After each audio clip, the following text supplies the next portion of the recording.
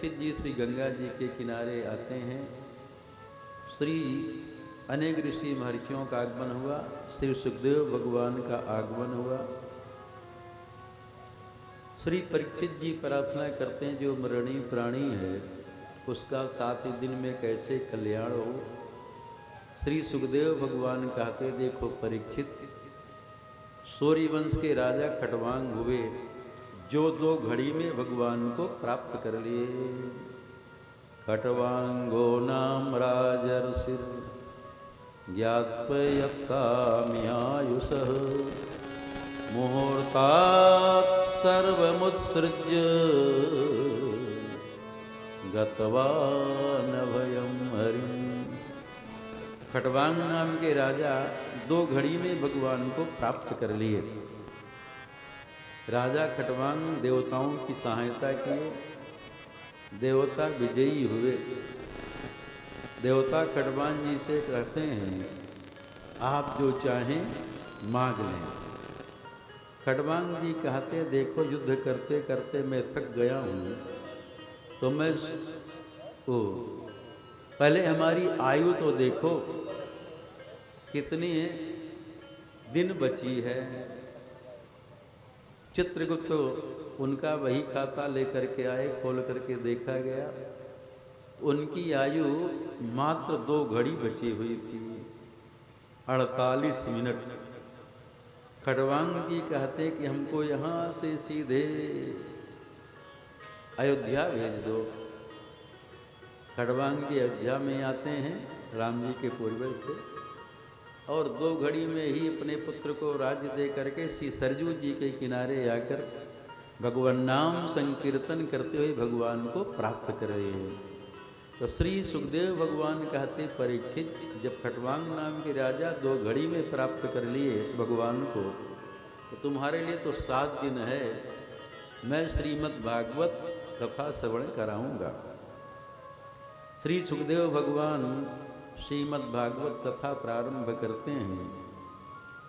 क्रम मुक्ति का वर्णन करते हैं, सद्यो मुक्ति का वर्णन करते हैं, सृष्टि का क्रम वर्णन करते हैं। भगवान नारायण के नाभि से कमल, कमल से ब्रह्मा जी तपस्या करते हैं।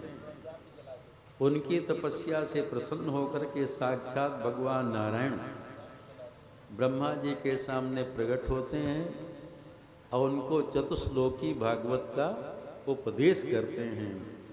जो भगवान नारायण से ब्रह्मा जी को भागवत मिली वो मात्र 4 श्लोकों में है।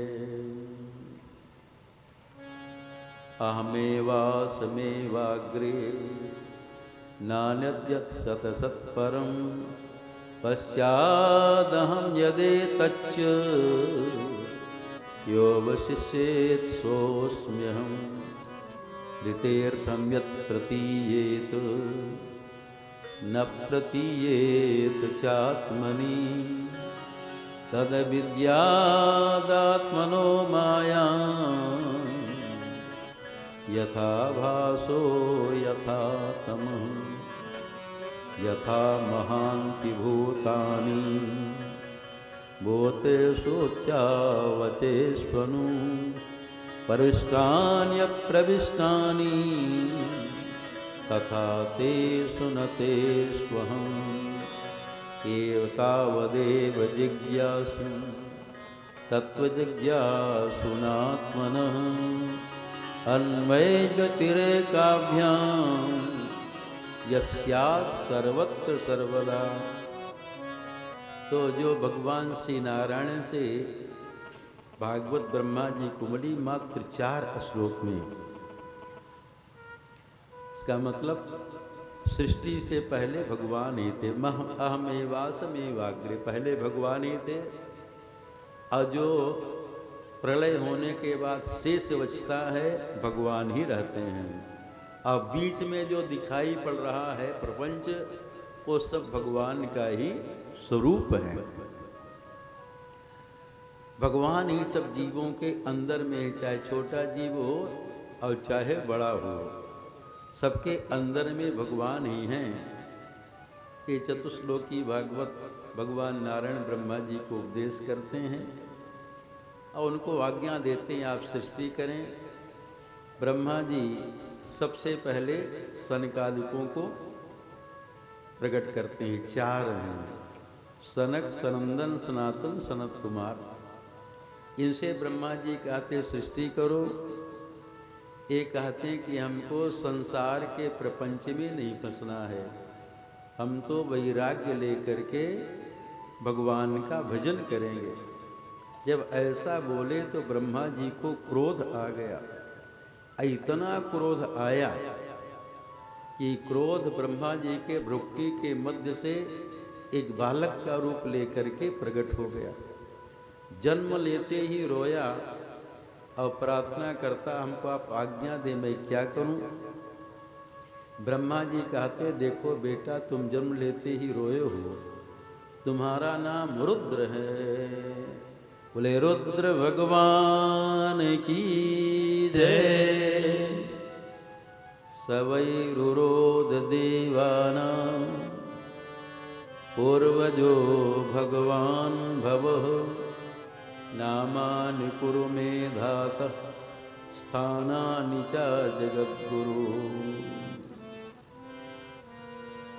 ब्रह्मा जी उनको 11 रुद्राणी देते हैं और आज्ञा देते हैं, और उनका सबका नाम भी रखे, आज्ञा देते हैं कि आप सृष्टि करो। अब भगवान रुद्र विचार करते हैं कि पिताजी की आज्ञा का पालन करना पुत्र का परम धर्म है।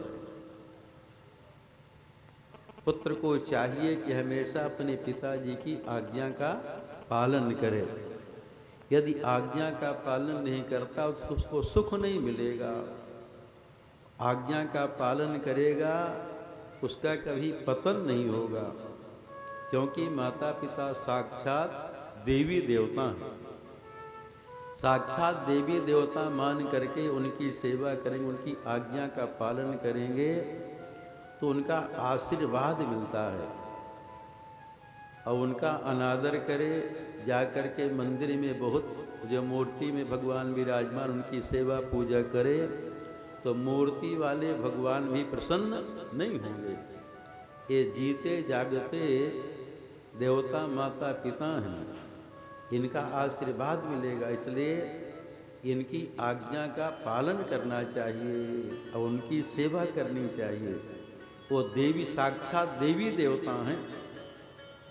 मातृदेवो भव, पितृदेवो भव, आचार्य देवो भव और अतिथि देवो भव। ये सब देवता हैं, इनका कभी अपमान नहीं करना चाहिए। गुरुपुत्र मात स्वामी सिख पाले, चले हूँ कुमग पग पर ही न खाले। पितु आयुष सब धर्मक टीका। पिताजी की आज्ञा का पालन करना सभी धर्मों का टीका है, श्रेष्ठ है। से माता पिता की आज्ञा का पालन। भगवान शंकर विचार करते हैं कि पिताजी को नाराज नहीं करना चाहिए, आज्ञा का पालन करना चाहिए, लेकिन काम अच्छा न कर पावे, कुछ बिगाड़ दे। तो जब काम बिगड़ेगा, अपने आप माता पिता कहेंगे बस बेटा तुमको करना नहीं आता, रहने दो, हम ही कर लेंगे। तुम बिगाड़ देते हो, जितना बनाने में हमको समय लगता है तो हम ही कर लेंगे। अब शंकर जी सृष्टि तो करते हैं, किसको उत्पन्न करते हैं? भूत, प्रेत, डाकनी, साकनी, बैताल, इनको उत्पन्न किए। ब्रह्मा जी देखे तो हमारी सृष्टि को समाप्त करेंगे। कहते हैं बस बेटा बंद करो सृष्टि करना, तुम भगवान का भजन करो। इसलिए भगवान शंकर दिन रात केवल भगवान का भजन ही करते रहते हैं। चाहे समाधि में हो, चाहे जगह हो, हमेशा के भगवान का भजन करते, इसके अलावा उनका कोई काम नहीं है। केवल भजन करना ही काम है। तुम पुनि राम राम दिन राती, सादर जपहूँ अनंग आराती। तुम पुनि राम राम दिन राती,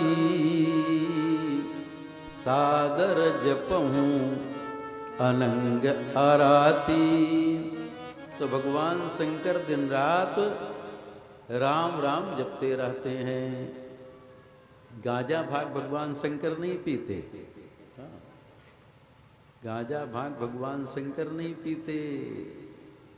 जो राम नामामृत का पान करेगा वो गांजा भाग रूपी विष पिएगा नहीं पिएगा। लोग चढ़ा देता है, क्यों कि भगवान शंकर विषपान कर गए। विषपान के क्यों? रक्षा करने के लिए देवता दे त्रिभुवन हलाहल विष से जल रहा था, तो उनको सबकी रक्षा करने के लिए भगवान शंकर विष का पान किए। जरत सकल सुर वृंद विषम गरल जहि पान किय, तेहि न भजसि मति मंद, को कृपालु शंकर सरिस। भगवान शंकर विष पान कर गए। रक्षा करने के लिए, जगत का मंगल करने के लिए, कल्याण करने के लिए, तो हलाहल विष तो मिलेगा नहीं, इसलिए भगवान शंकर जी को भांग धतूरा चढ़ा दिया जाए। उसमें विषय तो होता है, उसी का नशा चढ़ता। भगवान शंकर ये गांजा भांग नहीं पीते हैं, वो तो श्री राम नामामृत का पान करते हैं। अब अमृत पीने वाला कभी विष पिएगा नहीं पिएगा, उनके पास कहाँ मौका है, लेकिन लोग चढ़ा देता है। इसलिए भगवान शंकर दिन रात राम राम जपते हैं। इतने राम नाम के रसिक हैं, कोई राह कहता है तो उसके पीछे पीछे राम राम कहता है, उसके पीछे पीछे चल देते हैं। हाँ, राजा बोलता, शंकर जी विचार करते अब आगे माँ बोलेगा, राम बोलेगा, तो उसके पीछे पीछे भगवान शंकर श्मशान में रहते हैं। क्यों शंकर जी श्मशान में रहते हैं? क्यों? जब किसी की मृत्यु होती तो उसको ले जाने वाले जो साथ में है बोलते हैं राम नाम सत्य है। तो शंकर जी विचार करते हमारे संप्रदाय के हैं सब, हाँ? ये हमारे संप्रदाय के, हमारा सिद्धांत इनका सिद्धांत एक है। भगवान शंकर जी का सिद्धांत क्या है? सत हरि भजन जगत सब सपना। यही बोल रहे हैं राम नाम सत्य है। तो हमारे संप्रदाय वाले से भगवान शंकर उनके साथ में लग जाते हैं और वहाँ श्मशान में चले जाते हैं। लेकिन जब उसका लोग संस्कार कर देता है, वापस वहाँ से लौटता है तो राम नाम नहीं बोलता, इधर उधर दुनिया का प्रपंच की बात करने लगता है। तो शंकर जी उनके साथ नहीं लौटते, विचार करते हैं इनसे अच्छा तो यही है। इसके साथ में आए लोग राम नाम बोल रहे थे। अब भगवान शंकर वो चिता का भस्म भी लपेटते हैं, इसीलिए ये अच्छा है, इसके साथ में लोग राम नाम बोलते आए, इससे चिता का भस्म भी पवित्र है। से भगवान शंकर वो चिता का भस्म लपेट लेते हैं। भगवान शंकर दिन रात राम नाम जपते रहते हैं। ब्रह्मा जी पुनः सृष्टि का क्रम आगे बढ़ाते हैं। 10 मानस पुत्रों को उत्पन्न किए, मरीचि, अत्रि, अंगिरा, पुलस्त, पुलह, क्रतु, भृगु, वशिष्ठ, दक्ष और नारद। ब्रह्मा जी के वक्षस्थल से धर्म उत्पन्न हुआ और पृष्ठभाग से, पीठ से अधर्म उत्पन्न हुआ। छाया से कर्दम उत्पन्न हुए, हृदय से काम उत्पन्न हुआ, भ्रुकुटी के मध्य से क्रोध उत्पन्न हुआ, ओंठ से लोभ उत्पन्न हुआ। ब्रह्मा जी के शरीर से ही सब पैदा हुए। जीव से वाणी उत्पन्न हुई, सरस्वती। फिर भी सृष्टि का क्रम आगे बढ़ नहीं रहा था तो ब्रह्मा जी के शरीर का ही 2 भाग हो गया। बाएं भाग से स्त्री और दाएं भाग से पुरुष। स्त्री का नाम शतरूपा और पुरुष का नाम मनु हुआ। ये मनु शतरूपा से ही मैथुनिक सृष्टि प्रारंभ हुई। हम लोग मनुष्य कहे जाते हैं, मानव कहे जाते हैं। क्यों? महाराज मनु की संतान होने के कारण ही सबको मनुष्य कहा जाता है। कोई भी है मनुष्य कहा जाता है। महाराज मनु की संतान है, इसलिए महाराज मनु से ब्रह्मा जी कहते, देखो बेटा मनु, तुम यज्ञ के द्वारा भगवान का यजन करो, भजन करो और प्रजा भी उत्पन्न करो। दोनों काम करना चाहिए। अपने घर परिवार का भी काम ठीक से करना चाहिए और साथ में भगवान का भजन भी करना चाहिए। हमारा लोक भी ठीक रहे और परलोक भी न बिगड़े। केवल संसार के काम को बनाने में लगे रहे तो हमारा परलोक बिगड़ जाएगा, और परलोक बिगड़ जाएगा तो पता नहीं किस योनि में जाना पड़े, कोई ठिकाना नहीं है। इसलिए हमारा लोक भी ठीक रहे और परलोक भी ठीक रहे, से थोड़ा भगवान का भजन पूजा पाठ भी करते रहिए। घंटा आधा घंटा जितना मौका लगे लगाना चाहिए। 15 मिनट लगाओ, बाकी समय 23 घंटा 23.5 घंटा संसार का काम करो, कोई बात नहीं। आधा घंटा 15 मिनट 1 घंटा भी करते रहेंगे तो अभ्यास रहेगा धीरे धीरे, और आपका भजन बनता रहेगा। इसे दोनों काम करना चाहिए, भजन भी करना चाहिए और साथ में अपने परिवार का पालन पोषण भी करना चाहिए। मनोज जी कहते हैं, मैं प्रजा को उत्पन्न करके कहाँ रखूँगा, क्योंकि पृथ्वी है नहीं। ब्रह्मा जी चिंतित, उनको छींक आई। जब ब्रह्मा जी को छींक आई तो उनके नासा विवर से 12 भगवान का प्राकट्य हो गया। बोले 12 भगवान की जय, श्री 12 भगवान की जय। 12 भगवान का प्राकट्य हुआ, उनका विशाल शरीर हो गया, चरणों से पृथ्वी को कुरेदने लगे। ब्रह्मा जी भगवान की स्तुति करते हैं। भगवान 12 इतना तेजी से समुद्र में प्रविष्ट हुए कि समुद्र की कुच्छी ही फिट गई। जहाँ रसातल में पृथ्वी को छिपा कर हिरणाक्ष रक्षा था, हिरणाक्ष का बल करके पृथ्वी ला करके ब्रह्मा जी को दिए। श्री परीक्षित जी सुखदेव भगवान से प्रार्थना करती, इतना जल्दी आप कथा पूरी कर दिए, अरे विस्तार से सुनाइए। ये हिरण्याक्ष कौन था, कौन पृथ्वी को ले जा करके रसातल में छिपा दिया।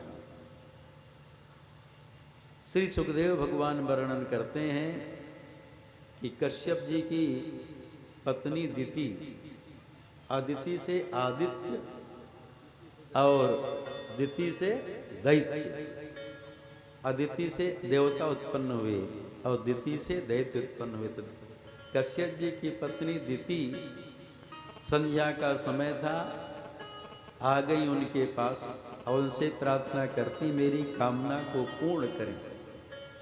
कश्यप जी कहते हैं, देखो देवी दिति, समय संध्या का समय है, संध्या के समय में 4 काम नहीं करना चाहिए। चतुरीमाणि कर्माणि संध्यायां परिवर्जयेत्, आहारं मैथुनं निद्रा स्वाध्यायं च चतुर्थकम्। संध्या समय भोजन नहीं करना चाहिए, संध्या समय मैथुन नहीं करना चाहिए, संध्या समय सोना नहीं चाहिए और संध्या समय स्वाध्याय भी नहीं करना चाहिए। संध्या समय भोजन करेंगे तो शरीर में रोग होगा, मैथुन करेंगे जो संतान होगी राक्षस होगी, संध्या समय सोएंगे तो आँख की ज्योति समाप्त हो जाएगी, दिखना बंद हो जाएगा ना? लेकिन सुबह वाली संध्या में तो लोग सोए रहता है,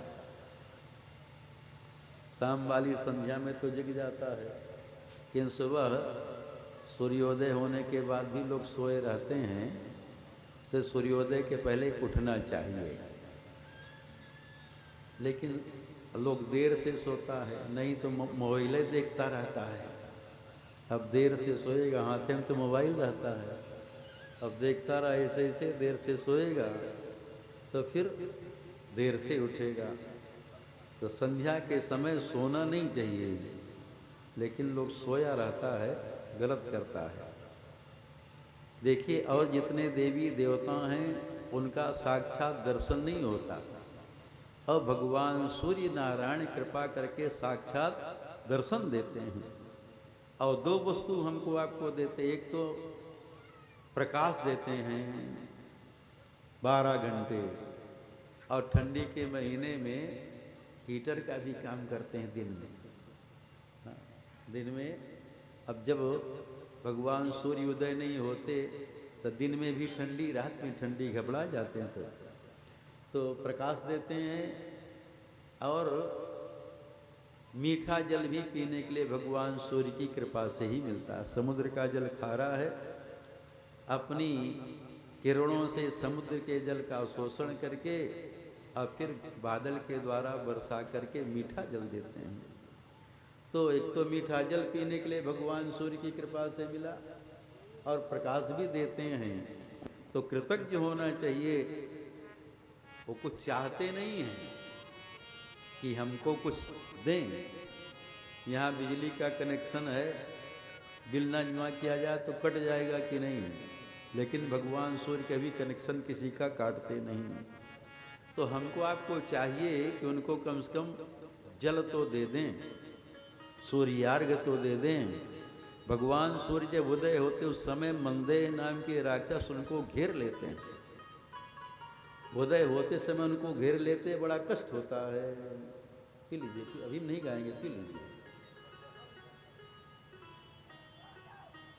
नहीं पी लो, हम अभी गाएंगे नहीं, नहीं बजाना पड़ेगा। मंदेह नाम के राक्षस घेर लेते हैं,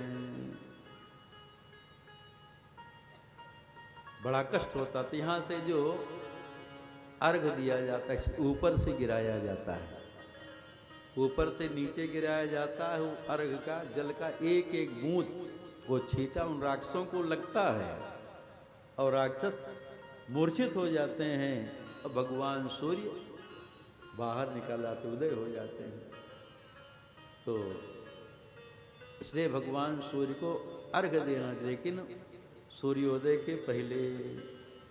आज हम सोए रहेंगे तो कैसे देंगे? उत्तम संध्या तो वही है, क्यों आचार्य जी? उत्तम संध्या वही है, तारागण दिखाई पड़े, सूर्योदय न हो उसके पहले की। तो उस समय जो जल दिया जाता है तो राक्षसों को लगता है, वो मूर्छित हो जाते हैं, भगवान सूर्य उदय हो जाते हैं।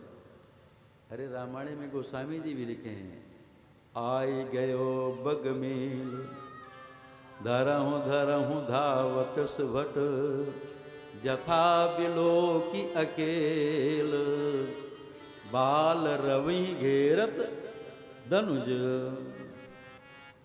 से भगवान सूर्य को अर्घ देना चाहिए। पी लो भाई, पी लीजिए, पी लीजिए, बस संकोच करिए, पी के हाथ धो लीजिएगा बस, कि जूठे मुँहे बैठे रहो। एक के बार में पी जाओ, ठंडी भाग जाएगी। तो कश्यप जी समझाते हैं 4 काम नहीं करना चाहिए संध्या समय, लेकिन दिति जी हट कर देती हैं। कश्यप जी उनकी कामना को पूर्ण करते हैं। स्नान करके यज्ञ मंडप में बैठे, दिति जी भी स्नान करके आई। कश्यप जी कहते, देखो दिति, आपके गर्भ से 2 राक्षस जन्म लेंगे। दिति जी कहती, मुझसे भूल तो हो गई, ठीक है राक्षस पैदा हूँ, लेकिन हमारे पुत्र भगवान नारायण के हाथों ही मारे जाएं। कश्यप जी कहते, मरेंगे तो भगवान नारायण के हाथों से, लेकिन बड़े दुष्ट होंगे, ये सबको परेशान करेंगे। दिति जी उस गर्भ को 100 वर्ष तक धारण की रही। दधार वर्षाणि शतम संकमाना सुरार्दनाथ। 100 वर्ष तक धारण की रही, क्योंकि ये जन्म लेते ही सबको, देवताओं को, मनुष्यों को, सबको परेशान करेंगे। अब गर्भ के तेज से सब देवताओं का तेज क्षीण होने लगा। सब देवता ब्रह्मा जी के पास में आते हैं, प्रार्थना करते हैं, कौन इतनी कठोर तपस्या कर रहा है कि हम सबका तेज क्षीण हो रहा है। ब्रह्मा जी कहते, देखो देवताओं कोई तपस्या नहीं कर रहा, दिति जी अपने गर्भ को धारण किए हैं, तो गर्भ के तेज से ही आपका सबका तेज क्षीण हो रहा। देवता पूछते, दिति के गर्भ में कौन है? ब्रह्मा जी कहते, दिति के गर्भ में भगवान नारायण के पार्षद जय और विजय हैं। देवता कहते हैं, जय और विजय कैसे दिति के गर्भ में आ गए?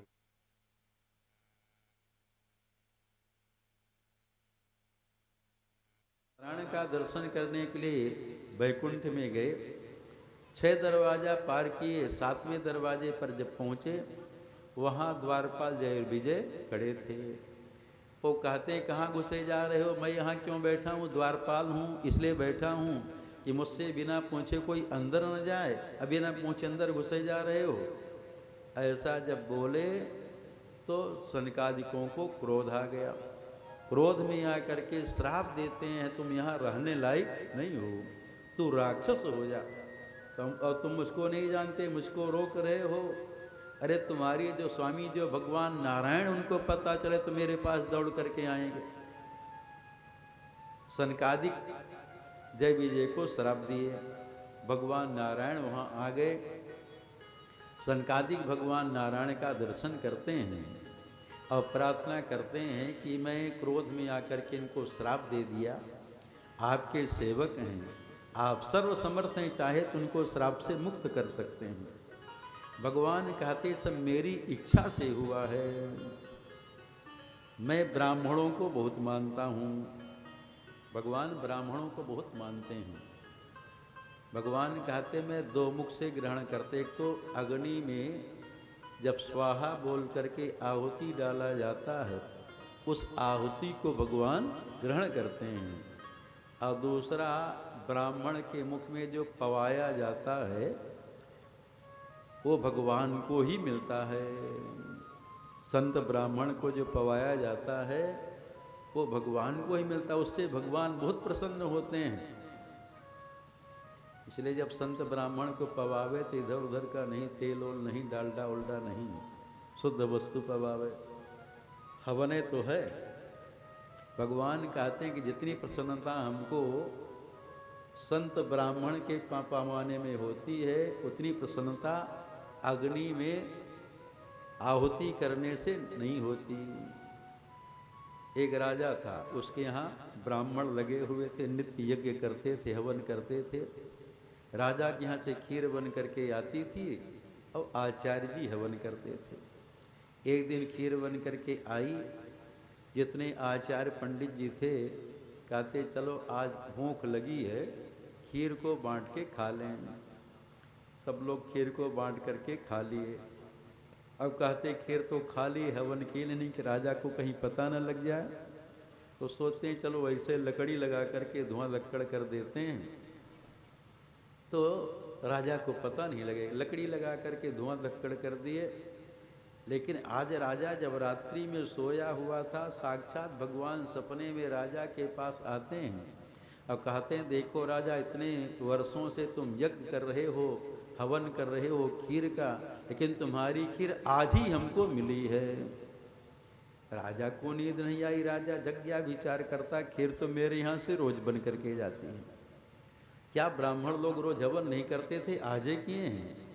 राजा सुबह ही आ गया, यज्ञ मंडप में बैठ गया। जब आचार्य पंडित जी आए अपने समय से 7-8 बजे, जो देखे आज तो राजा पहले से कुर्सी लगा करके बैठा है। डर गए, लगता है कि इसको पता लग गया, कल हम लोग हवन नहीं किए। जब पास में आचार्य जी आए, राजा कहता है, आचार्य जी आप जिस विधि से कल हवन किए थे उसी विधि से आज भी करिए। आचार्य जी कहते, राजन कल हम लोग हवन नहीं किए। तो राजा कहता, हवन नहीं किए तो खीर का क्या हुआ? आचार्य जी कहते, कल हम सबको भूख लगी थी तो खीर को बांट करके खा लिए। राजा जब सुना विचार करता, जब संत ब्राह्मणों के पाने से ही भगवान प्रसन्न होते, वही उनको मिलता है, तो क्यों ना ब्राह्मणों को ही पवाया जाए। राजा नियम बना दिया, आप सबके लिए भरपेट पाने के लिए खीर बन करके आएगी, हवन के लिए अलग से आएगी, खूब खीर पाइए और हवन भी करिए। तो संत ब्राह्मण को जो पवाया जाता है उससे भगवान प्रसन्न होते हैं, तभी तो लोग भंडारा करता है, ब्राह्मणों को पवाता है। न भगवान प्रसन्न हो तो क्यों करे। अभी आचार्य पंडित श्री श्याम प्रकाश त्रिपाठी जी पवा रहे हैं सबको, हम सबको ही पवा रहे हैं, और कथा के बाद जितने भक्त श्रोता हैं सबको पवा रहे हैं, इसीलिए किससे भगवान प्रसन्न होते हैं। अब कलयुग में अन्नदान से बढ़ करके दान नहीं है, अन्नदान से बढ़ करके दान नहीं है कलयुग में। अरे जब रावण अंगद जी से कहता है कि राम जी मनुष्य हैं, मनुष्य हैं, अंगद जी क्रोध में आकर कहा, अरे दुष्ट रावण, तुम राम जी को मनुष्य कह रहे हो, राम मनुज कसरे सठ बंगा, धनवी काम नदी पुनि गंगा। अरे कामदेव कोई धनुर्धर हैं, गंगा जी कोई नदी हैं, कल वृक्ष कोई वृक्ष है, कामधेनु कोई पशु है, पशु सुरधेनु, कलपतर रूखा, अन्नदान और रस पीयूखा।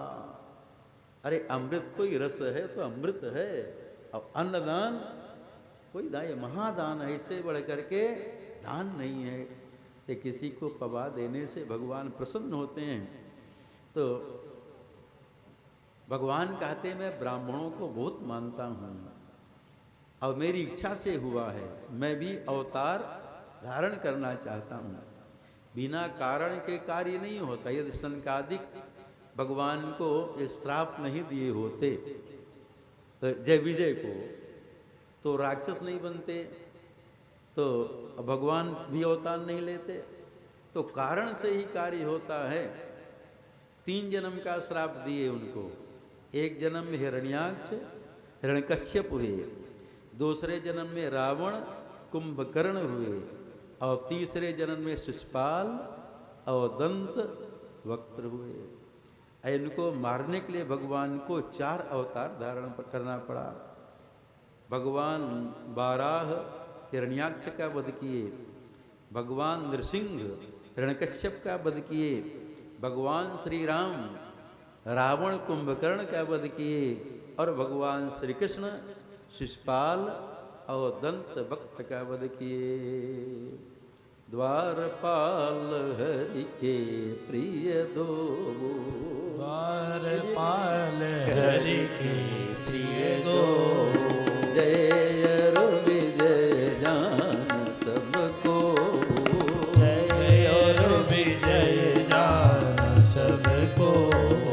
विप्र श्राप ते दोनों भाई, विप्र श्राप ते दोनों भाई, तामस असुर देह दिन पाई, तामस असुर देह दिन पाई।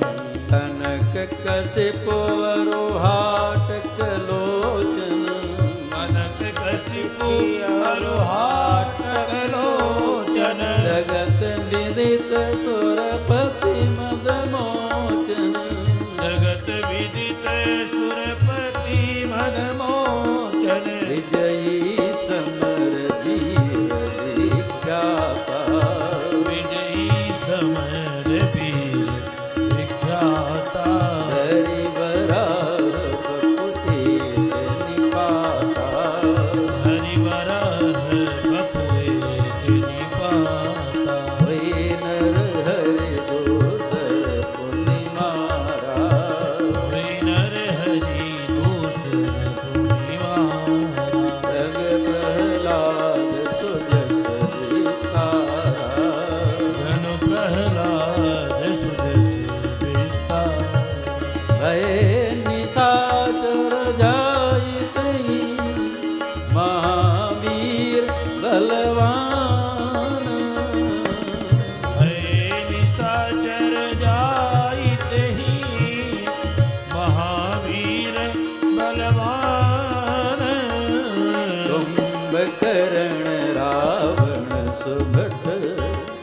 दुर्विजयी जग जान। कुंभकर्ण रावण सुभट सुर विजयी जग जान। तो सनकालिकों के श्राप से जय और विजय ये राक्षस हुए। हिरण्याक्ष पृथ्वी को उठा करके रसातल में छिपा दिया और उससे कोई लड़ने वाला नहीं मिलता था। उसकी भुजाओं में जब खुजली मचे पर्वतों से जा करके रगड़ता था। एक दिन देवर्षि नारद वीणा लिए हरिनाम संकीर्तन करते हुए आ रहे थे। हिरण्याक्ष देखा, विचार करता लगता है कोई पहलवान है। जब नारद जी पास में आए तो कहता आओ दो हाथ हो जाए। देवर्षि नारद कहते हैं देखो मैं तो साधु हूं, लड़ना भिड़ना नहीं जानता, लेकिन तुम्हारी लड़ने की इच्छा है ना, तो मैं पता बता सकता हूं कौन तुमसे युद्ध करेगा। कहता बताओ कौन मुझसे युद्ध करेगा। देवर्षि नारद कहते हैं तो तुम जिस पृथ्वी को रसातल में छिपा करके आए हो, एक वाराह सुअर अपने मुख में पृथ्वी को लेके आ रहा है, वही तुमसे युद्ध करेगा। हिरण्याक्ष बड़ी शीघ्रता से इधर से वापस लौटा। उधर से भगवान वाराह अपने मुख में पृथ्वी को धारण करके लेके आ रहे थे। हिरण्याक्ष व्यंग्य में कहता अरे जंगली सुअर, पृथ्वी को लेके कहाँ जा रहे हो। भगवान वाराह समुद्र के जल के ऊपर पृथ्वी को स्थापित कर दिए। पृथ्वी जल के ऊपर है, भगवान के संकल्प से